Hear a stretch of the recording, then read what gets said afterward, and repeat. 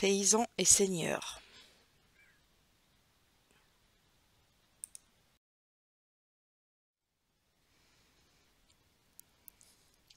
Qu'est-ce qu'une seigneurie?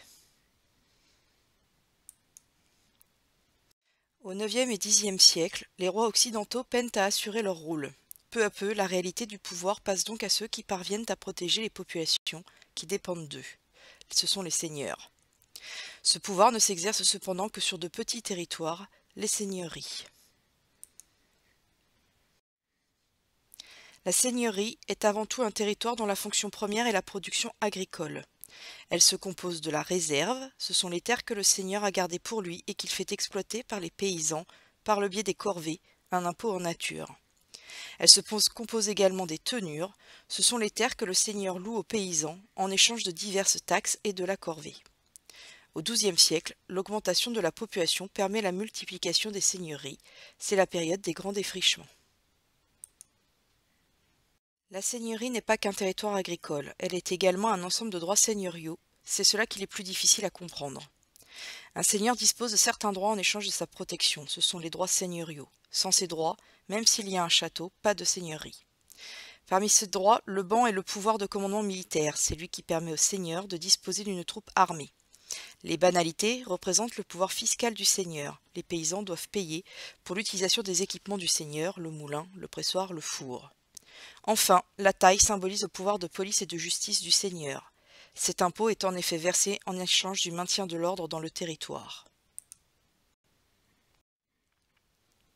La seigneurie est donc un territoire agricole sur lequel s'exerce le pouvoir du seigneur sur les paysans.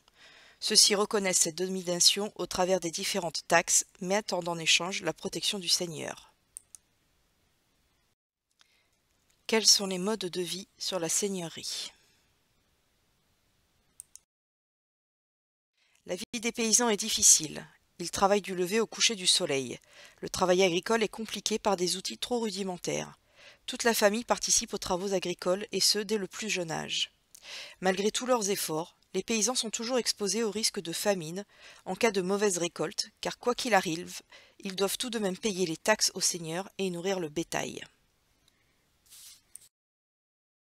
Les paysans vivent dans de petites maisons simples. Les murs sont en torchis, c'est-à-dire en mélange de boue et de paille. Le toit en chaume doit être régulièrement refait.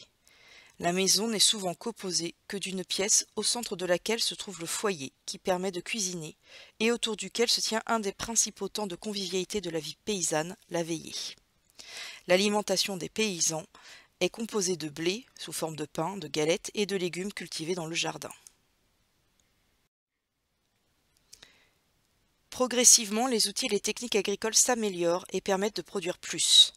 Le développement de la charrue à versoir pour le labour, du collier d'épaule pour les animaux de trait, de la herse pour les semences, du moulin à vent facilite le travail des paysans. Le développement de l'assolement triennal permet de maintenir la fertilité des sols.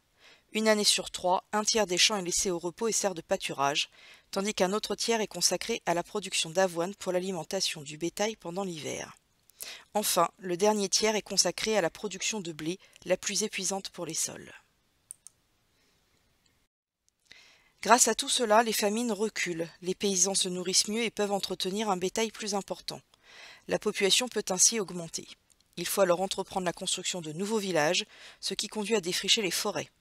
Les seigneurs peuvent accorder certains avantages aux paysans qui acceptent de s'installer dans ces nouveaux villages. Il peut s'agir d'exemptions d'impôts, le temps de construire les villages et de réaliser les premières récoltes. De leur côté, le seigneur et les chevaliers se consacrent à l'entraînement militaire.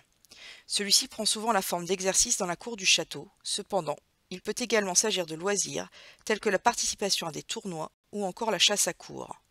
Il s'agit essentiellement de faire la démonstration de sa force et de son agilité.